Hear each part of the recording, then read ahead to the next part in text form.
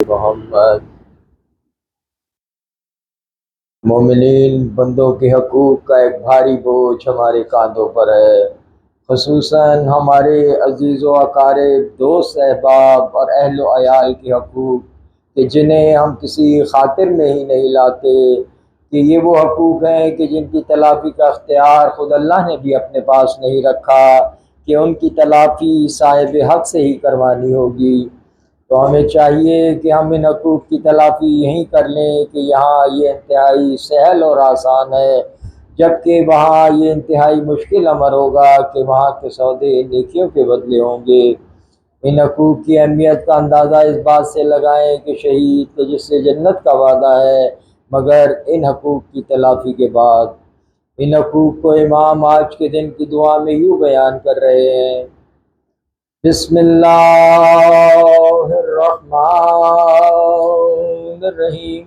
الحمدللہ الذی، یہ حمد اس اللہ کے لیے ہے کہ جس نے آسمانوں اور زمین کو پیدا کرتے وقت کسی کو اپنے ساتھ نہیں ملایا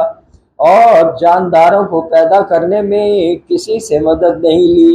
اس کے الہ ہونے میں کوئی ساجی نہیں اور نہ اس کی یکتائی میں کوئی معاون ہے۔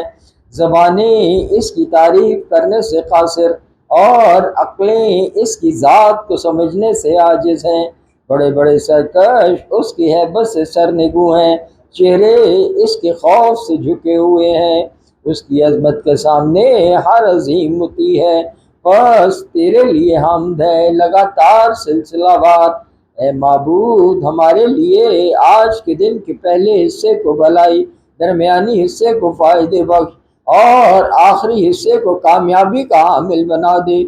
اور اس دن سے تیری پناہ لیتے ہیں کہ جس کا اول فریاد، اوسط بے تابی اور آخر تکلیف دے ہو۔ اے اللہ، وہ نظریں جو ہم نے کی، وہ تمام وعدے جو ہم نے کیے اور وہ ذمہ داریاں جو ہم نے قبول کی مگر انہیں پورا نہیں کر سکے، ان پر اب تجھ سے بخشش کے طالب ہیں اور تجھ سے سوال کرتے ہیں کہ ان تمام کو اب تو پورا کر دے۔ اے اللہ، تیرے بندوں کے جو حقوق ہم پر رہ گئے ہیں، تیرے بندوں میں سے کسی بندے یا تیری کنیزوں میں سے کسی کنیز سے ہم نے ناانصافی و زیادتی کی ہو، چاہے وہ اس کی جان، اس کی عزت، اس کے مال یا اس کے اعزہ اور اولاد کے بارے میں ہے، یا ہم نے اس کی غیبت کی یا اپنی خواہش کے تحت ان پر دباؤ ڈالا، یا خود پسندی یا بیزاری یا خود نمائی یا تعصب کا برتاؤ کیا۔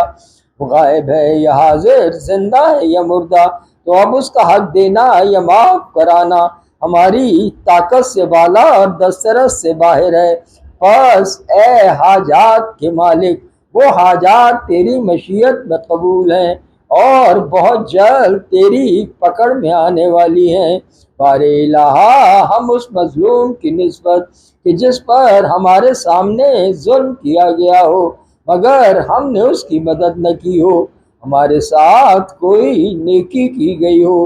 اور ہم نے اس کا شکریہ ادا نہ کیا ہو، اس بدسلوکی کرنے والے کی نسبت کہ جس نے ہم سے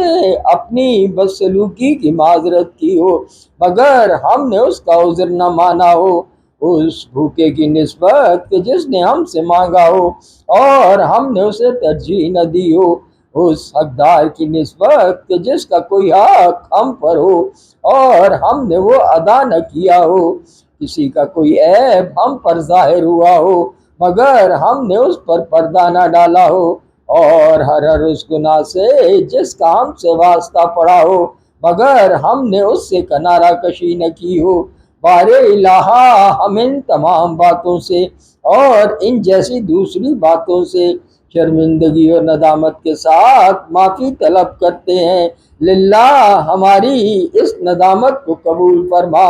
ان لوگوں کو جیسے تو چاہے ہم سے راضی فرما، ہم پر مہربانی فرما، بے شک بخش دینے میں تیرا کچھ نقصان نہیں اور عطا کرنے میں تجھے کوئی تکلیف نہیں۔ اے معبود، آج کے دن ہمیں دو نعمتیں اکٹھی عطا فرما کہ اس دن کے پہلے حصے میں ہمیں اپنی اطاعت کی سعادت عنایت فرما اور اس کے دوسرے حصے میں مغفرت کی نعمت دے دے۔ اے وہ جو معبود ہے اور جس کے سوا کوئی گناہ کو معاف کرنے والا نہیں، اے سب سے بڑھ کر رحم کرنے والے، رحمت نازل فرما سرکار محمد و آل محمد پر۔ اللہم صلی اللہ